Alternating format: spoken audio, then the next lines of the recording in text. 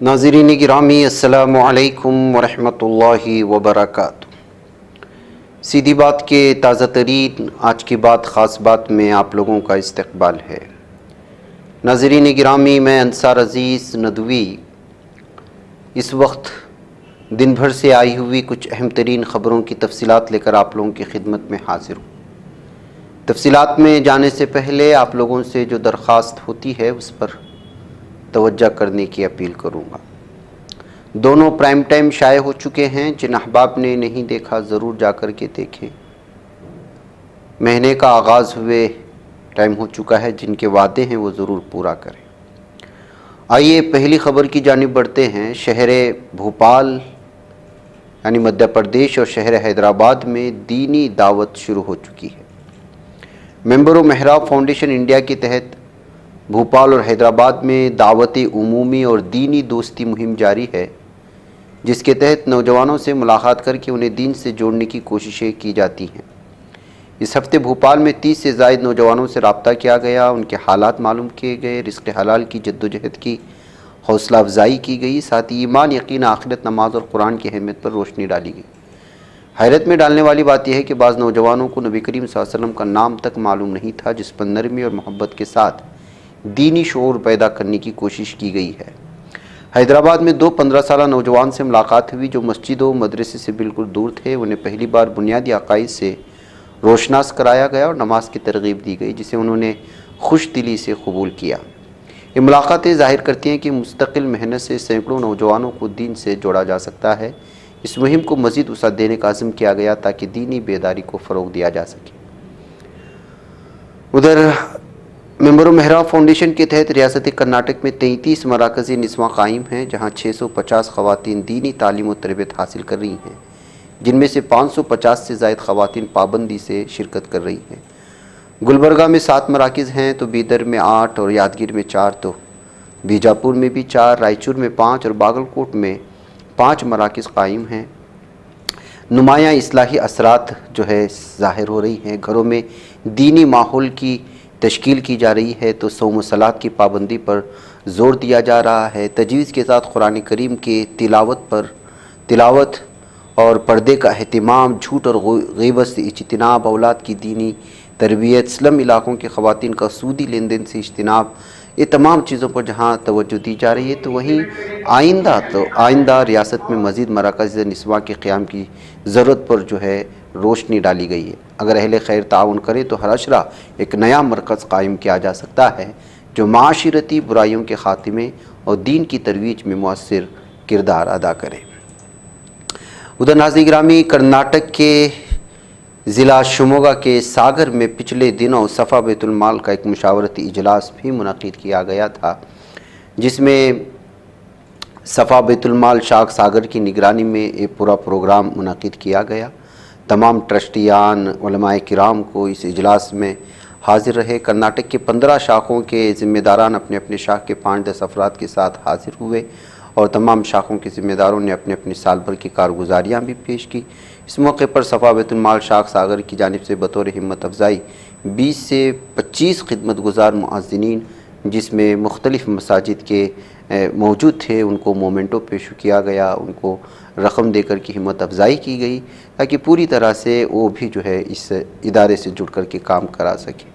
इसके अलावा ट्रस्टियान की भी मोमेंटो और शालपोशी के ज़रिए से उनके कामों की सराहना की गई। सफ़ा बैतुल माल की फ़िक्रमंद 35 साल से ज़्यादा एक दीदारी के खिदमत गुजार मोहतम मदरसा इमदादुल उलूम के सागर हाफिज़ शफ़ीउल्लाह को भी उनकी खिदमत पर इस वक्त मोमेंटो पेश किया गया। मौलाना कलीमुल्लाह रशादी जो सफ़ा बैतुल माल शाख सागर के सदर हैं, उन्होंने 11 साल मुद्दत में कितने लोगों को सफ़ा बैतुल माल से जो है फ़राहम किया गया, उनको 6663 ज़रूरतमंद अफराद तक ये पहुँचने में कामयाब हुए हैं। इस मौके पर सफ़ा बैतुल माल के बानी और उसके सदर मौलाना ग़ियास अहमद रशादी साहब ने तमाम लोगों को जुड़ कर के काम करने और ज़रूरतमंदों तक पहुँचने के लिए किस तरह से जद्दोजहद करनी चाहिए, हर तरह की इस्लाही खुतबे से भी नवाजा और अपने हाथों से तमाम लोगों को मोमेंटो और इज़्ज़त अफजाई करते हुए नज़र आए। नाज़रीन गिरामी, शहर बेंगलुरु में एक अज़ीमुश्शान इजलास का इनेकाद किया गया था। आप जानते हैं इसका ऐलान भी हम लोगों ने किया था। मदरसा अरबिया इनामुल उलूम जेपी नगर। इसमें इस अज़ीमुशान इजलास में जो कि बरोज़ इतवार असरता इशा अबू कन्वेंशन हॉल में मुनक़िद किया गया था। हज़रत मौलाना डॉक्टर मकसूद इमरान साहब रशादी इस मौके पर इस इजलास का जहाँ पर सदारत की, तो वहीं पर उस्तादुल असातिज़ा हज़रत मौलाना मुफ्ती शब्बीर अहमद साहब क़ासमी दामत बरकातुहुम जो सदर हैं मुफ्ती व शेखुल हदीस मदरसा शाही मुरादाबाद के, उन्होंने शिरकत करते हुए बयान देते हुए आवाम को जो है इस्लाही खुतबे से नवाजा, मदरसे की अहमियत पर, तलबा की अहमियत पर, उलमा की अहमियत पर और किस तरह से काम करना चाहिए इस पर जो है तवज्जो देने की कोशिश की। आपको मालूम होना चाहिए कि मुफस्सिर कुरान हज़रत मौलाना सैयद मोहम्मद तलहा साहब क़ासमी नक्शबंदी दामत बरकातुहुम, खलीफा हज़रत पीर ज़ुल्फ़िकार रहमत साहब नक्शबंदी दामत बरकातुहुम भी इस मौके पर मौजूद थे। उन्होंने भी अपनी इस्लाही खुतबे से आवाम को यहाँ पर जो है ईमान को झंझोड़ने की कोशिश की और हदीस और कुरान पाक के आयात के हवाले से लोगों में इस्लाही व तरबियती खुतबा दिया। मस्तूरात के लिए खुसूसी पर्दे का नज़्म किया गया था। बड़े पैमाने पर जो है आवाम ने शिरकत की थी। ये मदरसा अरबिया इनामुल उलूम शोबे नाज़िरा और शोबे हिफ्ज़ के साथ 5 साला शोबे आलिमियत की तालीम और स्कूल की तालीम के साथ दी जा रही है। मदरसे में क़वाइद और तजवीद की मुकम्मल रिवायत के साथ जो है हिफ्ज़ कुरान की तालीम ख़ास नहज और उम्दा तर से दी जा रही है। तो इस मौके पर तमाम आवाम ने शिरकत की थी। ज़िम्मेदारान व जुमला असातिज़ा किराम भी मौजूद थे और इस पूरी कामयाबी के साथ ये जलसा अपने इख्तिताम को पहुँचा। उधर नाज़रीन गिरामी, मरकज़ी हुकूमत ने साबिक़ वज़ीर-ए-आज़म मानजहानी डॉक्टर मनमोहन सिंह की स्मारक यानी यादगार की तामीर के लिए राजघाट के आते में उनके अहल खानों को ज़मीन देने की पेशकश की है। गुज़िश्ता साल दिसंबर में 26 तारीख को मनमोहन सिंह का इंतकाल हुआ था, जिसके बाद मरकज़ी हुकूमत ने स्मारक बनाने का ऐलान किया। हुकूमती ज़राए से मिली इत्तलात के मुताबिक हुकूमत ने मनमोहन सिंह की स्मारक की तामीर के लिए जो जगह फराहम की है वो साबिक़ सदर जमहूरिया प्रणब मुखर्जी के स्मारक से मुत्तसिल है। सुप्रीम कोर्ट ने गैरकानूनी सरगर्मियों की रोकथाम के एक्ट की दफ़ात 35 और 36 को चैलेंज करने वाली दरखास्तों की समाअत से इनकार कर दिया। अदालत उस्मा ने कहा कि मामला सबसे पहले हाई कोर्ट में सुना जाना चाहिए। Chief justice Sanjiv Khanna, justice Sanjay Kumar, justice K V. Vishwanathan की बेंच ने समाअत के दौरान मुशाहिदा किया कि दिल्ली हाई कोर्ट पहले ही इन दफ़ात को चैलेंज करने वाली दरखास्तों पर गौर कर रहा है, जबकि दीगर हाई कोर्टों में भी ऐसी दरखास्तें अभी भी ज़ेर इल्तिवा हैं। सदर जमहूरिया द्रौपदी मुर्मू की तकरीर पर राज्यसभा में शुक्रिया की तजवीज़ के दौरान आरजेडी रुकने पार्लियामेंट मनोज कुमार झा ने बाबाओं के ताल्लुक से सख्त तबसरा कर दिया। उन्होंने कहा कि मुल्क में बाबाओं की एक फैक्ट्री आ गई है और ये फैक्ट्री बंद होनी चाहिए। साथ ही वो ये भी कहते हैं कि हर मज़हब के अंदर इस तरह की तोहम परस्ती पैदा होती जा रही है। महाराष्ट्र की महायुति हुकूमत में वजीर धनंजय मुंडे के लिए परेशानियां दिन ब दिन बढ़ती जा रही हैं। बीड जिले में सरपंच के कत्ल से मुतालिक पहली धनंजय मुंडे मुखालिफिन के निशाने पर अब एक नया इल्ज़ाम पर आयद किया गया है। समाजी कारकुन अंजलि दमानिया का कहना है कि गुज़िश्ता महायुति हुकूमत में महकमे ज़राअत में 88 करोड़ रुपये का घोटाला हुआ था। इस वक्त धनंजय मुंडे वज़ीर ज़राअत थे। ग्रेटर नोएडा वेस्ट की कई सोसाइटियों में बीमार होने वालों की तादाद मुसलसल बढ़ती जा रही है। यहाँ के लोग पेट दर्द, क़य और लूज मोशन जैसे मसाइल से परेशान। इस वजह से कुछ लोगों को अस्पताल में दाखिल होना भी पड़ा है। ऐसे हालात में सोसाइटी के लोगों में खौफ का माहौल पैदा हो गया है। माना जा रहा है कि आलूदा पानी की सप्लाई की वजह से ऐसे मामले पेश आ रहे हैं। सुप्रीम कोर्ट ने हिंदुस्तान में गैरकानूनी बांग्लादेशी तारिकीन वतन की बेमुद्दत हिरासत पर सवाल उठाते हुए मरकज़ी हुकूमत से जवाब तलब कर लिया है। Justice JB. पार्देवाला और जस्टिस आर. महादेवन की बेंच ने इस बात पर जोर दिया कि जब किसी गैरकानूनी बांग्लादेशी तारिकीन वतन को पकड़ा जाता है और गैर मुल्की कानून 1946 के तहत उसे कसूरवार ठहराया जाता है तो उसकी सज़ा पूरी होने के फ़ौरन बाद उसे मुल्क बदल किया जाता है।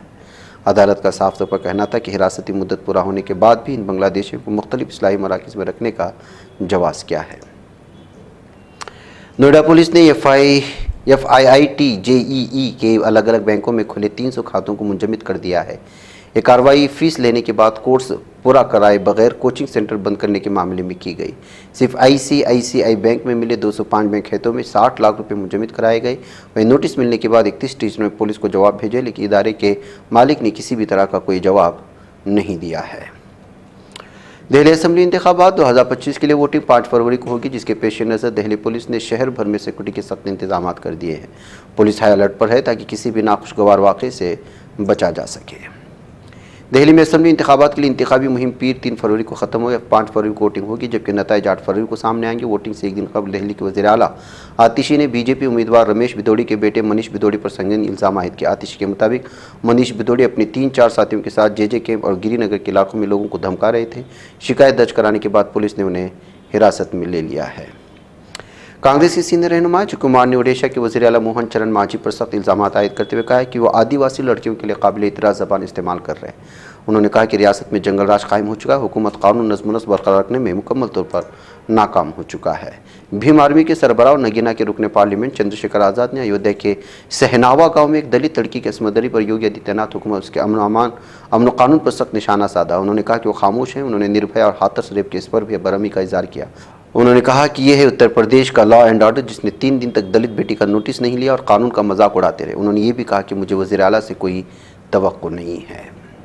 मुल्क भर में national highway authority India toll प्लाजों का इस्तेमाल करने वाले ड्राइवरों के लिए अच्छी खबर है। मरकजी हुकूमत माहाना टोल टैक्स स्मार्ट कार्ड मुतारिफ कराने पर गौर कर रही है। मरकजी वजीर बराए रोड ट्रांसपोर्ट और हाईवेज नितिन गडकरी इस स्कीम को पूरे हिंदुस्तान की सतह पर लागू करने के हक में। स्मार्ट कार्ड मुल्क के तमाम टोल प्लाजों पर कारआमद होगा और कार होल्डर्स टोल टैक्स में भी छूट मिलेगी। हुकूमत इस कदम से खासतौर पर कमर्शियल गाड़ियों एक्सप्रेसवे पर अक्सर सफ़र करने वाले लोगों को बड़ी राहत मिल सकती है।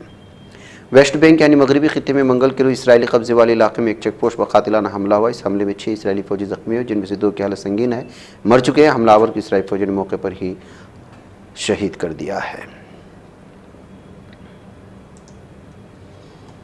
सऊदी अरब ने अपने लेबर कवानीन में बड़े पैमाने पर इस्लाहात किए हैं, जिनसे लाखों हिंदुस्तानी मजदूरों को फ़ायदा पहुंचने की तवक्को। सऊदी अरब की वज़ारत अफरादी क़ुव्वत ने इन तब्दीलियों का ऐलान करते हुए कहा कि इन इस्लाहात का मकसद कारकुनों के हुकूक का तहफ़्फ़ुज़ और काम के लिए एक बेहतर माहौल फराहम करना है। इन इस्लाहात के तहत ख़वातीन के लिए मैटरनिटी छुट्टियों की मुद्दत 10 हफ्तों से बढ़ाकर 12 हफ्ते कर दी गई, जिससे सऊदी अरब में काम करने वाले हामिला ख़वातीन को खास तौर पर फ़ायदा होगा।